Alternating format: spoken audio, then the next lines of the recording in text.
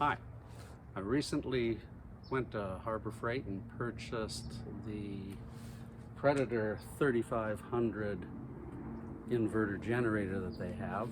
And as many of you probably know, if you've done any research online, the generator comes with relatively small wheels, about 3-inch diameter. And a lot of people have difficulty moving that over anything other than the concrete surface. You get onto dirt or sand and the thing just drags.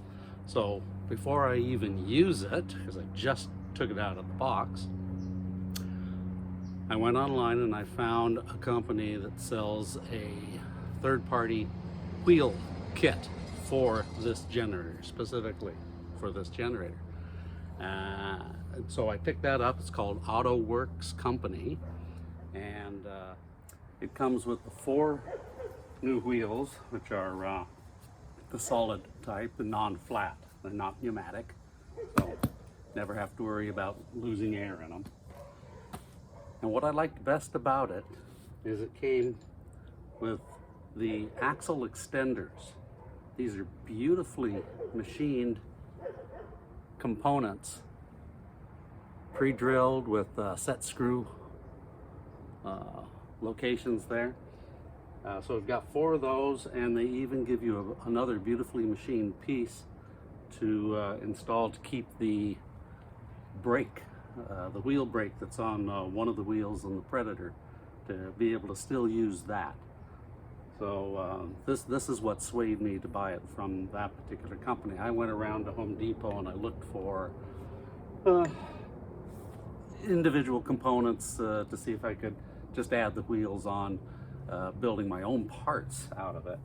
And I didn't like what I saw, and ultimately, although it would have been cheaper, the result would have been cheaper also. So I think I'm going to be much happier using these components. The one thing I didn't care so much about on these is that they do come with these little lock nuts that just wedge onto the ends of the shaft to keep the wheel on. And the current wheels on the generator, they're kept on with a cotter pin. So I think what I'm probably going to do is I'm going to drill out a hole on the end of that extended axle shaft and use a cotter pin again. I would prefer that to these. That'd be the only upgrade I would recommend for this company. But let's go ahead and get started and see how this goes. Here we have our generator. I've gone ahead and put it up on a few blocks to give me the ground clearance to install the new wheels. We're going to take off the stock ones for right now, right? About all you're going to need is just a straight edge screwdriver and a pair of pliers, needle nose, to pull the cotter pins out. So you first want to take off the little plastic cover that covers over the wheels there.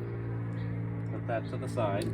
That exposes the cotter pin down in here, which I'll grab a hold of. Pull that out, save that. Take off the washer and the wheel. That's it. Extremely simple. Remove that. Now, excuse me while I reach over, and now I've taken one of the shafts, not that one, this one, and I've already put in the set screws on there. So we're going to slip that right into place. Fits beautifully with the Allen wrench that was included with the purchase. We're going to tighten up those set screws and then apply the tire on there. Actually, I should have been on this side to make the view a little better, probably. Just that slightly. There we go. All right. So let's tighten down these set screws here.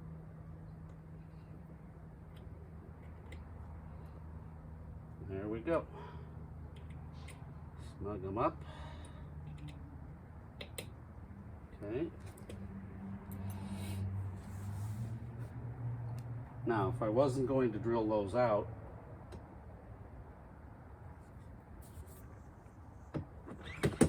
we would slip that on, push the cap nut on the end, and this tire would be done.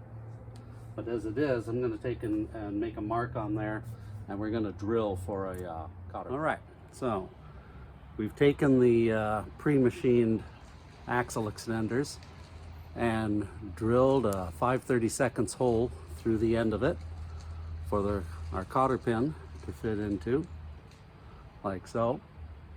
I've already applied it to this tire here. We've got it on, and I'm about to do the other three. We'll come back for the front left one because it has the brake assembly that's on it. Okay, well, we're back. We've got the last axle extension drilled, the hole there. Now this is the tire that has the brake on it. Was this assembly originally, and there's a pole that sticks out from here that's spring loaded from a latch on the front that would intersect with one of these notches and cause the wheel not to turn. Well, the company I bought the new tires from has this pre-machined piece that does the same thing. The pole's going to fit into one of those holes and lock the wheel. What I did find one issue was the instructions aren't super clear. It looked like it told me to mount the brake piece onto the wheel first and then attach it, but I found that if I do that, this piece slides just slightly too far onto the tire, and it would not engage with the brake pole. So I had to instead set this on the axle first, the original axle, so that it would engage with the pole, and then put the tire on afterwards so that I had the spacing right. So now when I apply these, first this one of course, I'm going to apply the extension, use the Allen wrench, tighten it down here.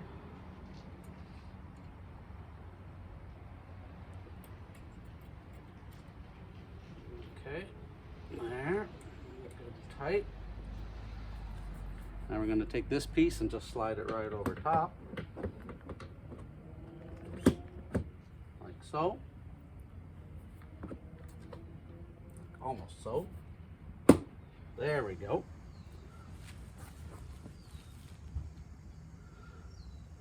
Make sure that the tire lock engages. There it goes. Fits in there now. Get our cotter pin that we're now going to use on the tires. Slip that in. And it's through. Take our needle nose pliers and bend it back.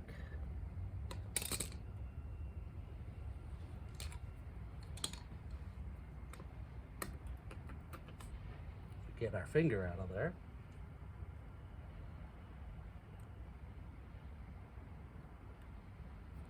And there we are.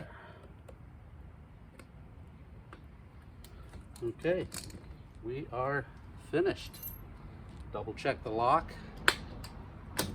There it goes. Fell right into place. All right. I'm going to take this off the blocks now and we'll see how well it rolls. Here we are with our completed wheel transformation kit. And now our Predator 3500 rolls like a breeze, just a finger's touch. And I know these 10-inch tires are going to allow it to roll just fine over dirt, gravel, sand, any of that. Should be a world of difference better than those tiny 3-inch wheels that come on it initially.